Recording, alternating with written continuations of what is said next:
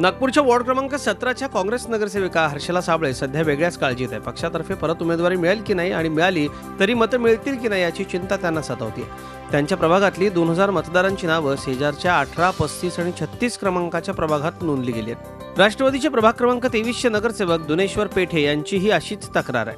त्यांनी बरोबर सर्वे केलेला नाही आणि त्याच्यामुळे वस्तीमध्ये जे नावं आहेत ते घोळ झालेला आहे.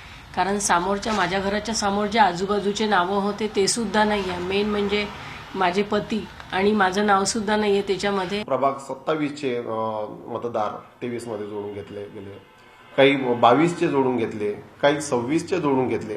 तर अशा पद्धतीचे मतदार हे जोडणे हे कुठेतरी मतदार यादी बनवणारे किंवा बनवून घेणारे कदाचित याच्यात प्रशासनाचे लोकही हा घोटाळा मोठा करत आहे.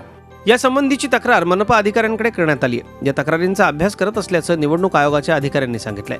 एकूण 312 तक्रारी दाखल झाल्याचं ते म्हणाले. प्रामुख्याने मतदारांची नावं ज्या प्रभागात हवी होती त्या प्रभागाऐवजी दुसऱ्या प्रभागात समाविष्ट झालेली आहेत, अशाच प्रकारचे आक्षेप होते. या सर्व आक्षेपांवर स्थानिक आमच्या अधिकाऱ्यांमार्फत चौकशी करण्यात आलेली आहे.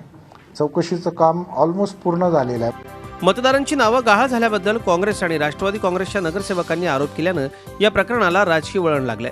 त्यामुळं आता या बाबतीत आयोगाची भूमिका अत्यंत महत्त्वाची झाली आहे. महानगरपालिका निवडणुकींना 1 महिना शिल्लक असताना मतदार याद्यामध्ये घोळ झाल्याचे आरोप होत आहेत. खरं तर यासारखे घोळ नेहमीच होतात, पण ज्या प्रकारे मतदारांचे नाव गहाळ झाले आहेत त्यामुळे हे सगळं अनावधानाने झालंय. यामागे काही षडयंत्र आहे असा प्रश्न आता नागपुरातील राजकीय विरोधक विचारत आहेत. व्हिडिओ जर्नलिस्ट मंगेश हस्तकचा Akhilesh Halwe, Zee Media, Nagpur. Zee 24 तास रहा एक पाऊल पुढे.